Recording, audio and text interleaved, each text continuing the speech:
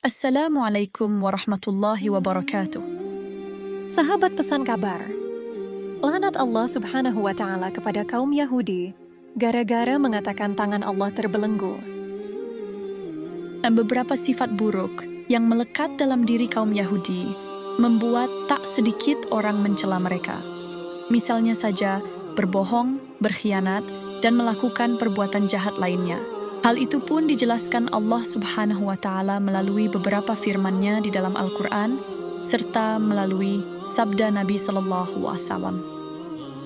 Dijelaskan dalam sebuah hadis bahwa orang Yahudi mencari-cari alasan untuk melanggar ketentuan Allah Subhanahu wa Ta'ala. Rasulullah Sallallahu Alaihi Wasallam bersabda, "Semoga Allah membinasakan orang-orang Yahudi. Allah telah mengharamkan gaji atau lemak atas mereka. Lalu mereka menjual gaji atau lemak tersebut dan memakan hasil penjualannya." Hadis riwayat Bukhari dan Muslim. Tak hanya itu, orang Yahudi juga mendapatkan laknat dari Allah Subhanahu wa Ta'ala karena mereka berkata tangan Allah terbelenggu sebagaimana disebutkan dalam Al-Quran surat Al-Maidah ayat 64. Hal tersebut dijelaskan dalam surat Al-Maidah ayat 64. Orang-orang Yahudi berkata, tangan Allah terbelenggu. Sebenarnya tangan merekalah yang dibelenggu dan merekalah yang dilaknat disebabkan apa yang telah mereka katakan itu. Tidak demikian, tetapi kedua-dua tangan Allah terbuka. Dia menafkahkan sebagaimana Dia kehendaki. Dan Al-Quran yang diturunkan kepadamu dari Tuhanmu sungguh-sungguh akan menambah kedurhakaan dan kekafiran bagi kebanyakan di antara mereka. Dan kami telah timbulkan permusuhan dan kebencian di antara mereka sampai hari kiamat. Setiap mereka menyalakan api peperangan Allah memadamkannya, dan mereka berbuat kerusakan di muka bumi. Dan Allah tidak menyukai orang-orang yang membuat kerusakan. Quran Surat Al-Maidah 64. Dalam sebuah riwayat Ibnu Ishaq dan At-Tabrani dari Ibnu Abbas mengatakan, seorang Yahudi bernama Nabbasi bin Qais berkata kepada Nabi Muhammad Shallallahu Alaihi Wasallam, "Tuhan engkau kikir, tidak suka memberi." Hingga akhirnya turunlah ayat di tersebut. Walaupun yang mengatakan hal tersebut adalah salah seorang dari kaum Yahudi, namun telah menunjukkan sifat serta pendirian dari keseluruhan kaum Yahudi. Dan watak buruk kaum Yahudi melalui surat Al-Maidah ayat 64 dari video sebelumnya ditafsirkan oleh Kementerian Agama yang menjelaskan bahwa Allah Subhanahu wa Ta'ala akan menimbulkan permusuhan di antara sesama ahli kitab, yakni Yahudi dan Nasrani. Permusuhan di antara kaum Yahudi dan Nasrani itu tidak akan berakhir sampai hari kiamat tiba. Diketahui bahwa kaum Yahudi memiliki beberapa watak yang buruk, yakni suka menyulut api peperangan, fitnah, dan keributan. Tak sekadar anggapan saja, namun watak buruk tersebut sudah ditunjukkan melalui sejarah di masa lalu yang membuktikan bahwa kaum Yahudi selalu berusaha memperdaya Nabi Muhammad SAW dan orang-orang beriman. Selain itu, kaum Yahudi juga suka melihat kerusakan di bumi. Namun, saat mereka menyulut peperangan, fitnah, dan keributan, Allah Subhanahu wa Ta'ala menghentikannya. Allah Subhanahu wa Ta'ala melaknat orang-orang Yahudi bukan tanpa alasan. Hal ini telah diabadikan Allah dalam Al-Quran. Laknat ini disebabkan karena Bani Israel sering melanggar perintah dan ingkar terhadap Allah Subhanahu wa Ta'ala. Tak hanya perilakunya yang menyimpang, Yahudi Bani Israel juga kerap membuat kerusakan di muka bumi. Laknat Allah terhadap kaum Yahudi Bani Israel tercantum dalam beberapa ayat di dalam Al-Quran. Kaum yang satu ini dijanjikan akan binasa menjelang akhir zaman. Mereka juga akan mendapatkan siksaan yang berat di akhirat. Dalam Al-Quran, Allah beberapa kali melaknat kaum Yahudi Bani Israel. Ini dia beberapa kutukan Allah terhadap orang Yahudi yang diabadikan dalam Al-Quran. Dikutuk menjadi kera. Orang Yahudi dikutuk Allah menjadi kera yang hina. Hal ini sebagaimana dijelaskan dalam surat Al-Baqarah ayat 65. Orang Yahudi dilaknat Allah menjadi kera yang hina ini lantaran mereka melanggar perintah Allah untuk beribadah pada hari Sabat, Sabtu. Allah Subhanahu wa Ta'ala berfirman, "Dan sungguh, kamu telah mengetahui orang-orang yang melakukan pelanggaran di antara kamu pada hari Sabat. Lalu kami katakan kepada mereka, jadilah kamu kera yang hina." Quran Surat Al-Baqarah ayat 65.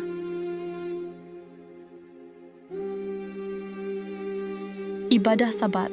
Dalam syariat agama Yahudi, terdapat perintah ibadah pada hari Sabat, yaitu hari ketujuh dalam satu minggu. Dalam bahasa Ibrani, Shabbat berarti istirahat. Orang Yahudi dilarang mengerjakan apapun pada hari khusus ini, sebab hari Sabat dikhususkan untuk ibadah saja.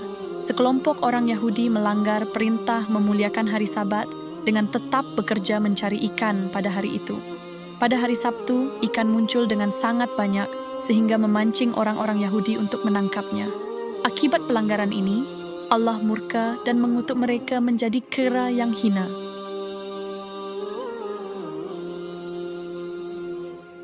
Bangga karena mempermainkan Allah. Mereka merasa bangga karena mempermainkan Allah pada hari Sabat, padahal mereka mendapatkan celaka lantaran perilaku tersebut. Allah Subhanahu wa Ta'ala berfirman, "Jadilah kamu kera yang hina." Mayoritas ulama menafsirkan bahwa orang-orang Yahudi ketika itu benar-benar berubah menjadi kera yang tidak beranak, tidak minum, dan tidak hidup lebih dari 3 hari. Hatinya dikutuk menjadi keras, seperti batu. Allah melaknat orang Yahudi hingga menjadikan hati mereka keras seperti batu. Hal ini sebagaimana disebutkan dalam Al-Quran Surat Al-Maidah ayat 13 berikut ini. Allah Subhanahu wa Ta'ala berfirman, "Tetapi karena mereka melanggar janjinya, maka kami melaknat mereka dan kami jadikan hati mereka keras membatu. Mereka suka mengubah firman Allah dari tempatnya dan mereka sengaja melupakan sebagian pesan yang telah diperingatkan kepada mereka. Engkau Muhammad senantiasa akan melihat pengkhianatan dari mereka kecuali sekelompok kecil di antara mereka yang tidak berkhianat. Maka maafkanlah mereka dan biarkan mereka. Sungguh Allah menyukai orang-orang yang berbuat baik." Mengganti isi kitab suci. Orang-orang Yahudi sering mengingkari perintah Allah Subhanahu wa Ta'ala. Banyak janji yang telah mereka langgar. Salah satunya mengubah isi kitab Taurat. Mereka tidak segan-segan mengubah firman Allah dalam kitab Taurat yang diturunkan kepada Nabi Musa. Menurut Ibnu Abbas dan Al-Mujahid, orang-orang Yahudi kehilangan kitab Taurat yang asli. Tidak ada satupun dari mereka yang menghafalnya. Alhasil mereka membuat kitab suci sendiri. Inilah mengapa kitab Taurat berbeda dengan Perjanjian Lama. Begitu pula kitab Injil yang isinya sudah tidak sama dengan Perjanjian Baru. Dikutuk jadi babi. Allah mengutuk Bani Israel menjadi kera dan babi karena mengingkari kenabian dan melakukan pelanggaran syariat. Dalam surat Al-Maidah ayat 60 dijelaskan, "Katakanlah Muhammad, apakah akan aku beritakan kepadamu tentang orang yang lebih buruk pembalasannya dari orang fasik di sisi Allah, yaitu orang yang dilaknat dan dimurkai Allah. Di antara mereka ada yang dijadikan kera dan babi dan orang yang menyembah tagut. Mereka itu lebih buruk tempatnya dan lebih tersesat dari jalan yang lurus." Dari Ibnu Abbas radhiyallahu anhu, ada sejumlah orang Yahudi datang menemui Rasulullah sallallahu alaihi wasallam, termasuk di antaranya Abu Yasir bin Akhtab, Nafi bin Abi Nafi, dan Ghazi bin Amr. Lalu mereka bertanya kepada beliau, "Siapa sajakah para rasul yang kamu imani?" Beliau sallallahu alaihi wasallam pun berkata, "Aku beriman kepada Allah dan apa yang diturunkan kepada Ibrahim, Ismail, Ishak, Yakub dan anak-anaknya, dan apa yang diberikan kepada Musa, Isa dan para nabi dari Tuhan mereka. Kami tidak membeda-bedakan seorang pun di antara mereka dan hanya kepadanya kami berserah diri." Kebinasaan orang Yahudi karena keangkuhan.